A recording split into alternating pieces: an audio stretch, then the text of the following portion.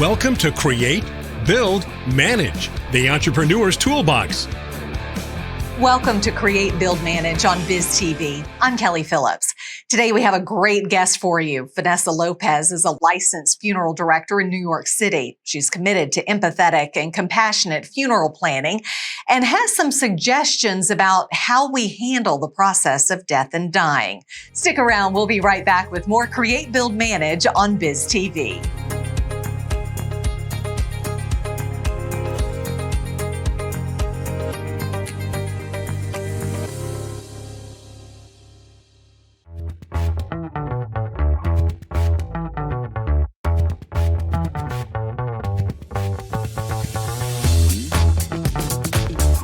She's a licensed funeral director in New York with more than 15 years of dedicated service to the funeral industry. She also specializes in multicultural death customs. Joining us now is Vanessa Lopez. And Vanessa, I know you probably get asked this a lot, but what is most misunderstood about the profession that you have chosen?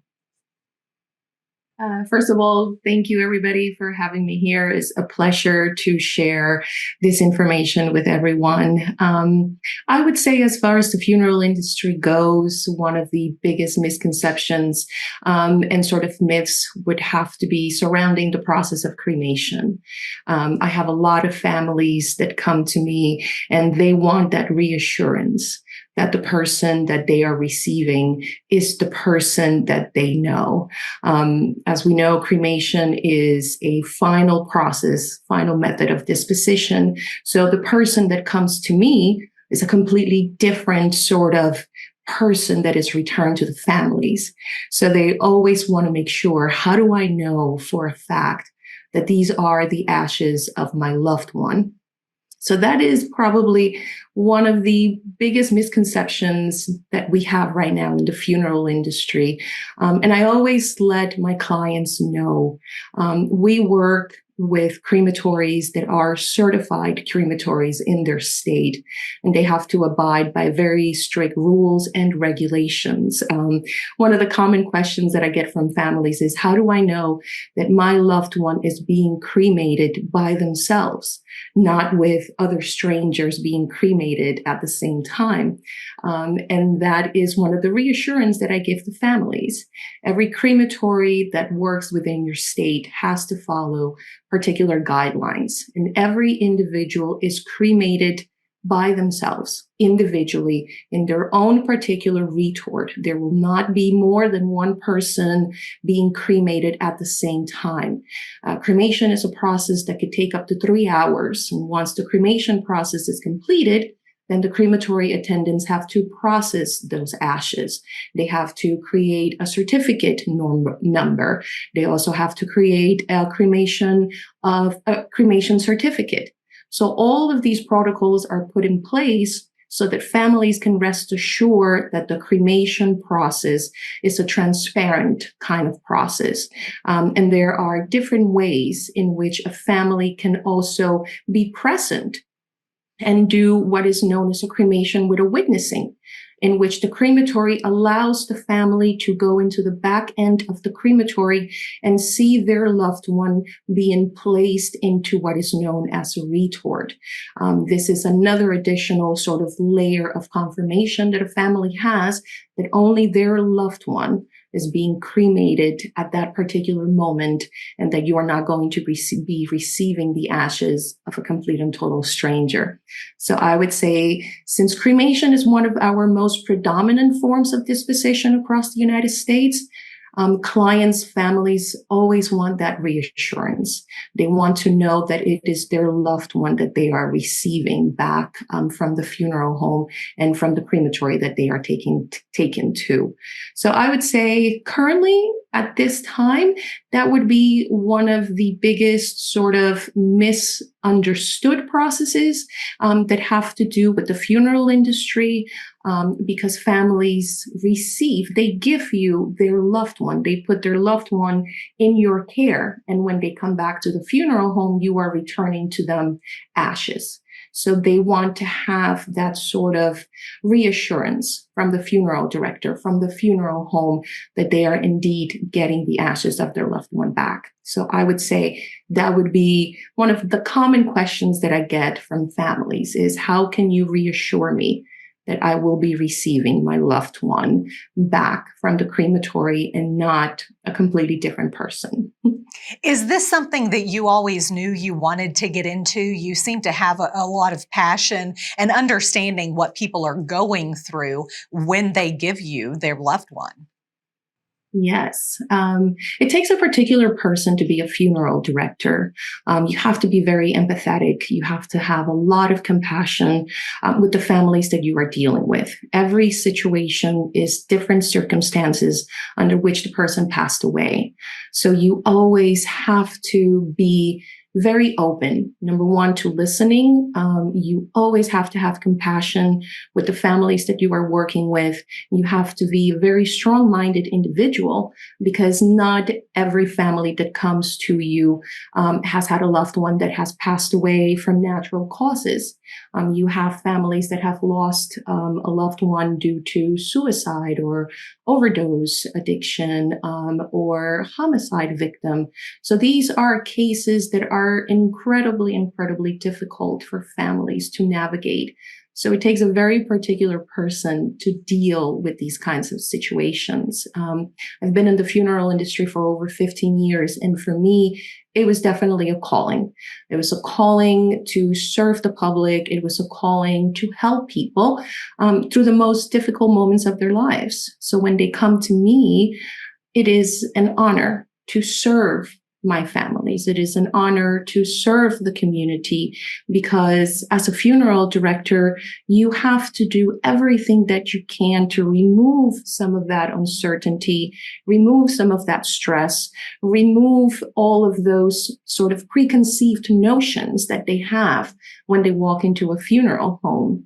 So my years of experience have definitely prepared me for these kinds of situations. And for me, the biggest sort of take back, the gratefulness that I feel over what I do as a career, comes from knowing that I'm able to help families through these very difficult processes.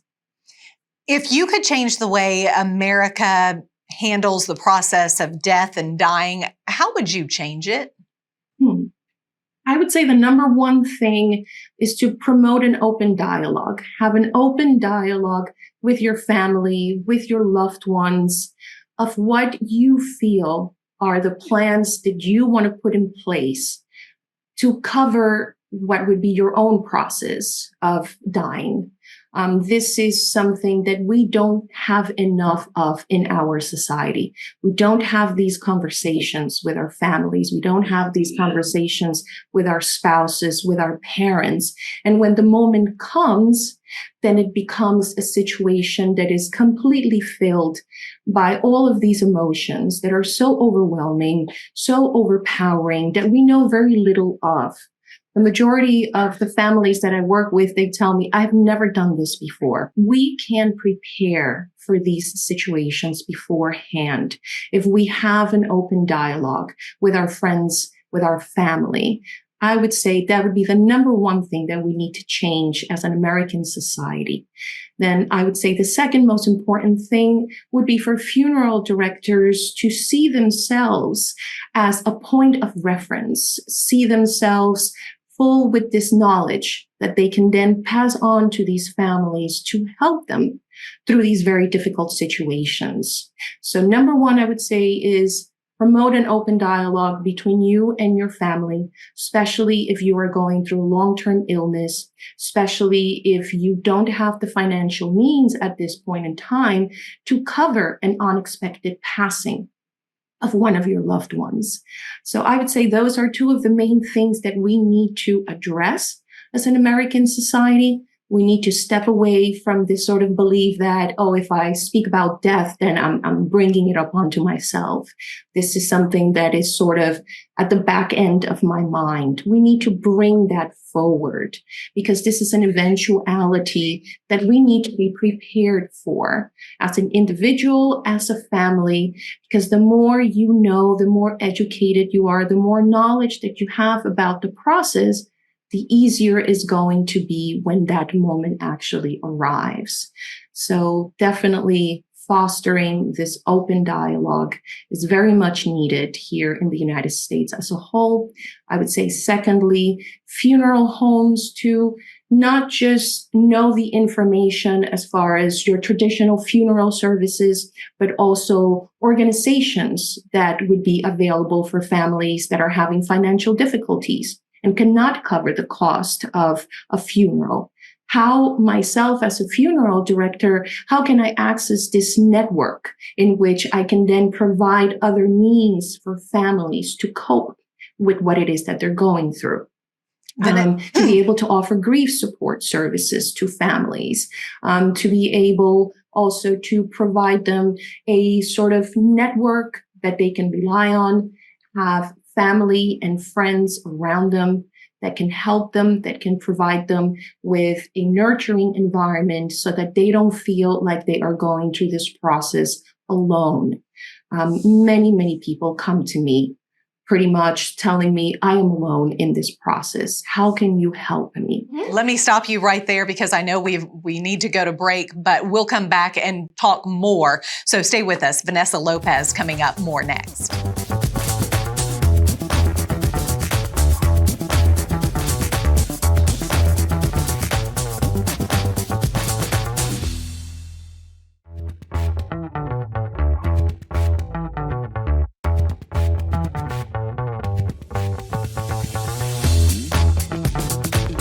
Continuing the conversation about the taboo subject of death and why it should not be a taboo subject any longer. Vanessa Lopez joins us again. And Vanessa, let's continue the discussion talking about the biggest changes and challenges that you have faced as a funeral director. Yes, I would say the biggest challenge that I'm facing right now is families' financial difficulties in covering the cost of the funerals for their loved ones. That would definitely be one of the main challenges that I am facing. Also, another challenge that I'm facing in the funeral industry is providing services for immigrant families that have recently arrived in the United States. A lot of them do not have that support system either. They are new to our country. They don't know the process. A lot of them come to be under the care of friends and families. And a lot of times when they pass away, their families, those individuals that are kind of receiving them here in the US, do not have the financial means to now cover what would be a repatriation service for these individuals. I have a lot of cases of ethnic groups from Mexico, from Colombia, Guatemala, that are passing away in the United States after arriving here probably within a year times. And once they pass away, we don't have that sort of process in place to be able to help them return home. So I would say these are the two main challenges that I'm facing right now as a funeral director in Brooklyn, New York. Financial difficulties from families and immigrant services for repatriation for recently arrived immigrants here in the U.S. And I know one of the services that you provide is you specialize in multicultural death customs. Can you kind of elaborate on that a little bit? Yes. The funeral homes that I work with, we do multicultural sort of funeral services for any background. We work with individuals from the Muslim religion. We work with the Jewish community. We work with the Spanish community. We work with the Buddhist and the Hindu community. So any sort of religious preference that the family has, they are able to come to our funeral home and we are able to tailor a funeral service that covers their ethnic needs, their religious needs, their cultural needs, because we are all very different. And so having this information so that you can better serve your families is of great importance. I would say New York City, with such a big and diverse cultural background, has allowed me to be able to gain this experience because I have had families from all cultural backgrounds coming to me for help in planning these types of services. Is this something that you should talk with your family before you come to the end of life? Talk to them about what you want and some of the customs, perhaps, that your religion or your beliefs have when it comes to burial? You should. You definitely should, because probably not everybody in your family group adheres to your same religious beliefs. For example, I have clients that are of the Buddhist religion, but nobody else in their family practices their same sort of religion. So they will be completely unaware on what a Buddhist traditional service would look like. So you need to have these conversations with your families. Again, I have had instances in which the individual who has passed away is from the Muslim faith, but nobody else in the family is. So when they come to me, they still want to honor the religious belief of the person that has passed away, but they have no clue as to what it takes to plan that kind of a service. So it's very important that if your religious beliefs, if your backgrounds are different from those of your family, your extended family, your friends, that you sit down and have an open communication with them as to exactly the type of services that you want for yourself. This is very important. If it's something that's an uncomfortable situation where you don't want to talk about it or don't feel comfortable talking about it to your family and friends, would it be as simple as writing down your wishes and having those go to the people, your family members or friends after your death? 100%. Yes. Put everything down in writing. If this is going to make the process easier for you, then use that process. Detail everything to the last sort of moment of exactly the way that you want your funeral service to be. If you want to opt for a cremation rather than a burial service, write this down. Be specific, because at the end of the day, is to honor your life the way that you would want to be remembered, the way that you would want to be honored. So you need to take charge of that. And if it feels more comfortable writing everything down and then presenting it to that person of your choosing, then do it that way. The more that you let them know, the more that they will be able to honor your final wishes. In addition, it also takes out the emotion that one has after the passing of a loved one. I've got to ask, what's the most important lesson that you have learned over the course of your career? I would say preparation. Preparation is the number one lesson that this industry has taught me. The more that you prepare for the eventuality of your own mortality, the more in control you will be of this process. This is a process that can take years if a person is suffering from a long-term illness, or this is a process that can only happen within a matter of an instant if a person passes away of unexpected sort of causes. So we don't know exactly when this moment will be coming.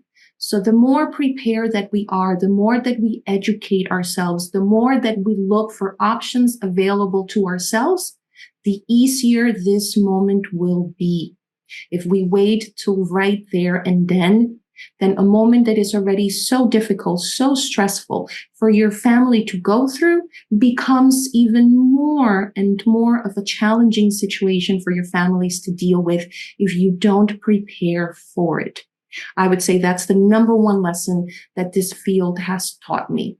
So that's why as a funeral director, I do everything that I can to educate the public that comes to me, to give them as many tools as I can so that I can prepare them and educate them and give them tools needed so that this process does not have to be so uncertain for them. Does it all go back to there are two certainties in life, death and taxes? Is that basically what it goes back to? I mean, we're all going to die. Yes, ma'am. I would definitely say so. As much as we want to put this eventuality in the back of our minds, it is something that every single one of us is going to have to experience at one moment or another. Whether it is the passing of our loved pet, whether it is the passing of our spouse, the passing of our parents, of friends, this is something that at one point or another is going to touch our lives. So the more that we know about it, the better we can handle it. One last question. What's the most impactful experience that you've encountered during your career? I would say my trip to Nepal, Kathmandu, Nepal. It was an experience that changed my perspective on death and dying. I was able to participate in what would be funeral rituals for a highly ranking Rinpoche in a monastery in Kathmandu, Nepal.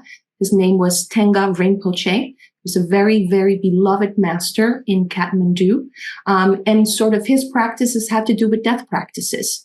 And opening that world to me by taking the chance and traveling to Nepal and wanting to educate myself more on what it was Buddhist death customs, this was something that really changed my approach as how I treat the industry here in the Western world. Vanessa, thank you so much for your insight. We really appreciate you spending time with us today.